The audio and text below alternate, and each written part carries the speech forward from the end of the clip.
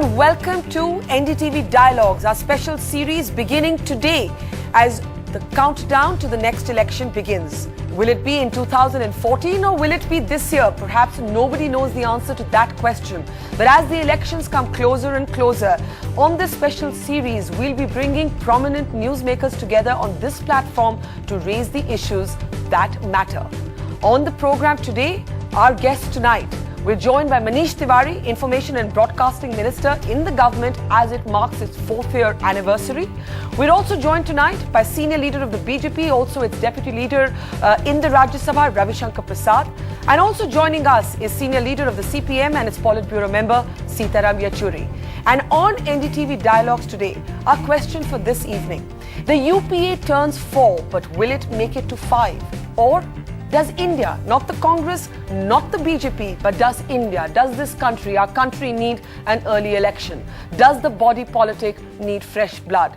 Does the UPA have anything, in fact, to celebrate? That's what we're asking on NDTV Dialogues tonight. And as the clock starts ticking for the next election, there will also be a clock ticking for the panelists on this program. We're going to give each of our 3 panelists an opportunity to first present the framework of their opening argument in 2 minutes. There will be a warning bell at 1.5 minutes and then one final warning bell at the end of 2 minutes. These are for opening statements, of course. Do not worry. You'll get a lot of time to speak at length as the program goes along. So let's get straight now to the opening bell.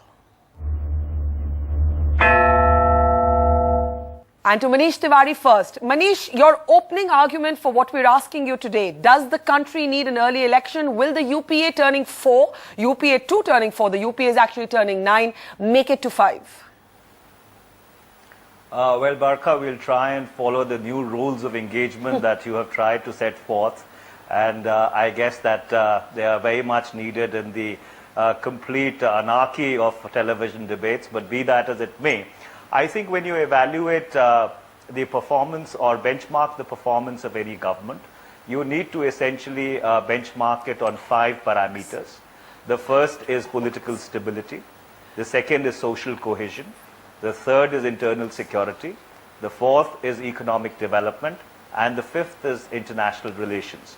And if I were to go over each of these benchmarks, you would find that the UPA has acquitted itself honorably over the past 9 years. The country is far more cohesive. The country is far more evolved. The country is far more peaceful. And the country is on the path of development. I'm not saying that there have not been difficulties. I'm not saying that there have not been indiscretions or there have been certain transgressions. But wherever there is something which has come to the notice of the UPA leadership, be it Mrs. Sonia Gandhi, be it Prime Minister Dr. Manmohan Singh, we've acted resolutely, we've acted firmly, and we've acted decisively. And I can say with a quiet sense of confidence that this country today is much better off than the condition in which we inherited it in 2004. So therefore, I'm not even going past your first bell. Well, that you still have a 30 seconds left, Manish. So if you want to add 30 seconds, because that was your warning bell. Well, Barkha, I think I'll leave it at that. We'll try and follow the rules of engagement strictly. This is a first for politicians to actually speak less than the allotted time. Ravi Shankar Prasad, it's over to you. Does India need an early election? Barkha, I can understand the concern about anarchy in TV debate. But what about the concern of the people of the country as far as anarchy in governance is concerned in the country as a whole? That is the true hallmark of the UPA-II.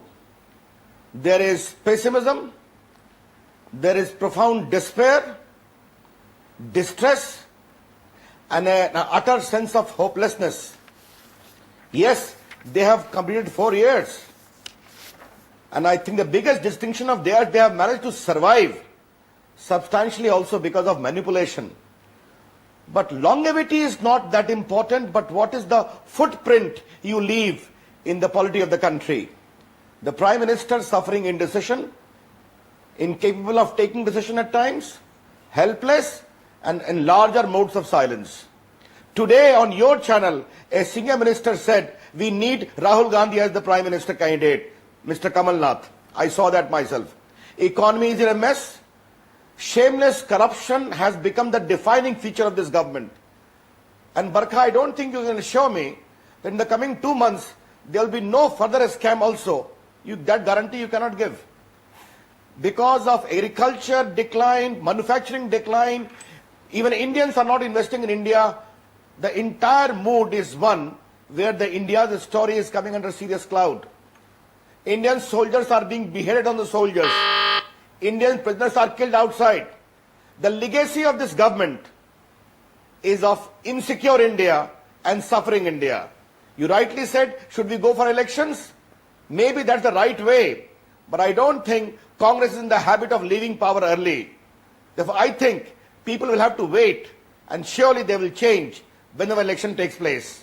Okay, that's exactly 2 minutes. I think there's a lesson here that if we do change the rules of engagement, our politicians can actually say a lot in 2 minutes. But Sitaram Yechuri, here's the key question. Manish is smiling as Ravi Shankar Prasad presents that very grim picture of the country. But people can't help wondering if the government is in such dire straits, and frankly, it does look like it is. It's suffering from a huge image crisis, at the very least, a crisis of credibility. Why has the opposition not been able to force an early election? Is it because privately, nobody wants to go in for polls till 2014? Doesn't this body politic, doesn't this country need an early election? I don't think that the timing of the elections, early or later, or on at the actual time when they should take place, is the important issue. I think there are 4 issues here which, when the UPA goes into its 5th year, which must be kept in mind, and that is what Mr. Tiwari said, that what they inherited in 2004, situation is much better now, but that is not the important issue. What did they inherit in 2009? Things are much worse than that. And that is the important issue to debate. The first of this is the fact that this is a minority government that has succeeded in experimenting on manufacturing majority, which is not good for our political democracy, because what instruments they've used in order to manufacture that all of us know. Secondly, the economic policies that they followed have only widened the hiatus between the rich and the poor, and the burdens on the Aam Aadmi have been growing very, very rapidly and very substantially. And thirdly, I think a very important, in the sense very grave, distortion to our parliamentary democracy is coming. And that is in the devaluation of the institution of parliament itself. More often, if the government had actually agreed to the genuine demands of the opposition, like on the issue of the JPC, on the 2G spectrum scam, or even the resignation of these 2 ministers who resigned after the budget session was over, much of the parliament could have been saved.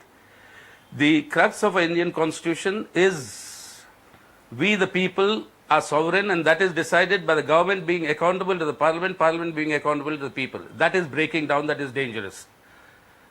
Forget about the scams being tumbling out of the cupboard. Okay. That is the other aspect of it. Okay. So very strong opening arguments from our 3 politicians tonight. And now we go to the next round, the next segment on NDTV Dialogues, where we're actually going to flesh out and examine the opening comments that have been made by our politicians today. The UPA is marking 4 years, so we're saying for every year we're going to ask 1 question. That's right, 4 years, 4 questions. Let's take it now to our next segment, in which we'll give 8 minutes to our 3 panelists. They're free to interject each other. At the end of 8 minutes, we'll also allow some time for rebuttal. Let's take it now to the first punch. Manish Tiwari, 4 years, 4 questions, and my first question is a leadership crisis. That's the most serious question that the UPA is confronted with again and again, that the UPA is adrift because of listless leadership, that the Congress party itself does not really look up to its Prime Minister as the leader. There's a problem with the dual centers of power, that there were actually Congress leaders privately celebrating when 2 union ministers believed to be close to the Prime Minister actually had to exit because of allegations of impropriety and corruption. The fact of the matter is that the biggest problem for the UPA, as Sushma Swaraj said today, is that there is a Prime Minister, but he's not a leader. Manish. Well, I think, Barkha, that is entirely and completely untrue. The tragedy is that, first of all, you perpetuate a myth then you try and take it further through calumny and through insinuation. Then you start believing in your own innuendo and propaganda and think that you've raised a ghost and you've slayed it.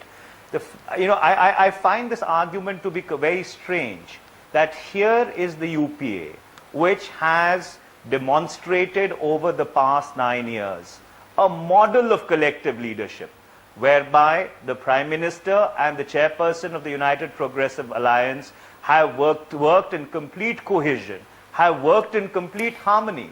I recall, when I was a student activist, the criticism which used to come from the left and the right is that we are a top-down organization. Yeah. We are an organization which is individually driven.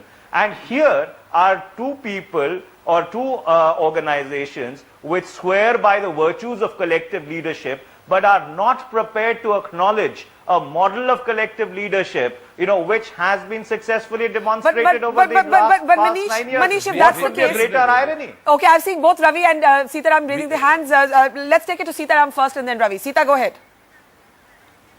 Yes, Mr. Tiwari, you give the devil the due. We have never said that. We have never said that, and that's not been our charge at all. It is immaterial. It's immaterial for us whether there are 2 or 3 or 4. For us, the policy is important. What is the content of the policy and what does it mean to the common man?